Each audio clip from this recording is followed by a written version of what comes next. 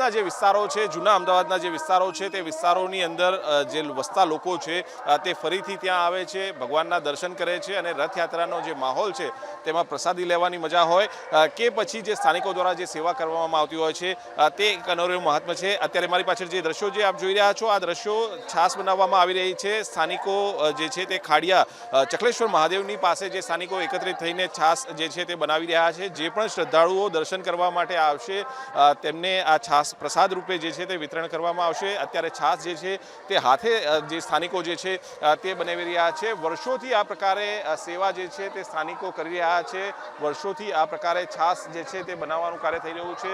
એક તરફ જોઈ શકાય છે કે છાસ જે છે તે હાથે જ બનાવવામાં આવી રહી છે અને સ્થાનિકો જ તેને જે છે શ્રદ્ધાળુઓને પ્રસાદ રૂપે પીરસશે। વર્ષોથી આ રીતે જે છે તે છાસ બનાવવા જે સ્થાનિકો બનાવી રહ્યા છે। અલગ અલગ પ્રસાદી બનાવતો હોય છે, મગનો પ્રસાદ હોય છે, છાસ છે, ઠંડા પીણા, શરબત જે છે તે જાતે જ બનાવીને જે શ્રદ્ધાળુઓ દર્શન કરવા માટે આવે છે તેમને આપવામાં આવે છે।